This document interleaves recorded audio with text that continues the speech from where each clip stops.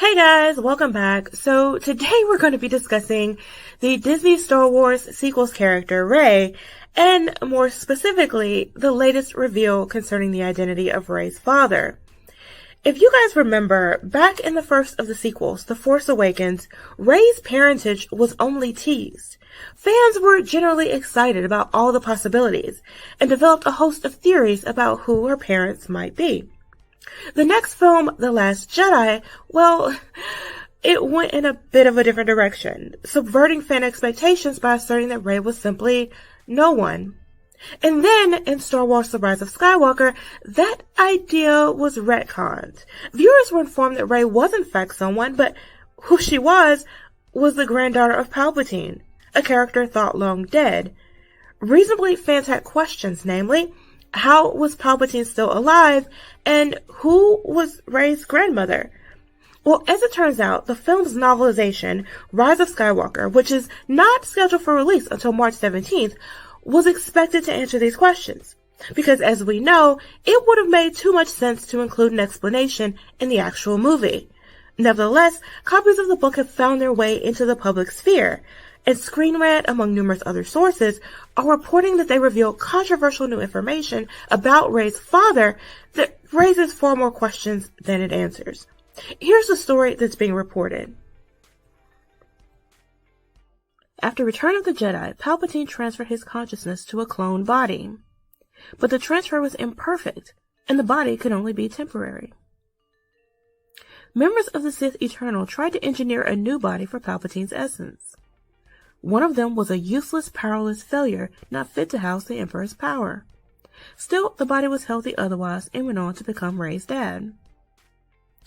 The problem, of course, is that this not only contradicts the sequels, but also contradicts the story from which this story is derived, the Dark Empire comic book series, which, last I checked, is still not canon. In Dark Empire, Palpatine is revived by projecting his consciousness or essence across the planetary system into a clone body. This body was an empty vessel, one of many in stasis waiting to be filled. The logic was explained by Palpatine himself as follows. As one's body is consumed by the power of the dark side, the key to immortality is the growth of new bodies into which one can project one's own life essence. Unfortunately, because the clones are one step removed from natural life process itself, they are much more vulnerable to the effects of the dark side, and age at an extremely accelerated rate.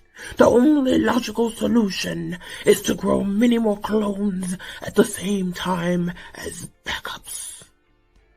Consistent with this, the first clone vessel likely deteriorated pretty quickly. However, we're then told that a band of Sith sympathizers tried to engineer a new body. But wait, you're asking. I thought he already had several other vessels already pre-made. He did, or he would have. Even absent the Dark Empire story, the whole point of this method of cloning is to achieve eternal life. You create numerous vessels, and you transfer your essence from one to the next as each one fails and dies over time. Why then was this group taking it upon themselves to create new clones entirely apart from those Palpatine had already made?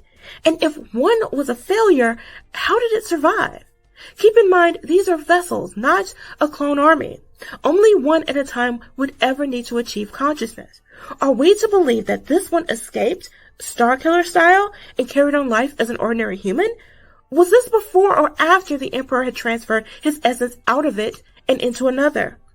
This clone, apparently with no force powers, with no knowledge or experiences beyond what was put into it, got away. And unlike any other of Palp's failed experiments, it lived long enough to meet a woman, have a child, and rear that child for several years before being found and terminated. Is this your new story, Disney? Is this your new story? And then there's the issue of relationships.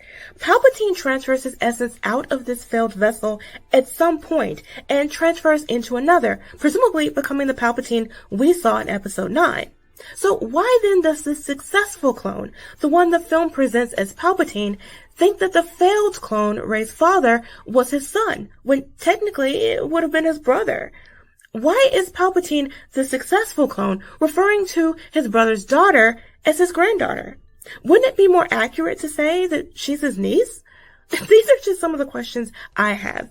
Let me know what you guys think. Does this Palpatine was a clone, Rey's father was a failed clone twist work for you? Will we discover next that Rey herself was a clone? Will that make her her own daughter?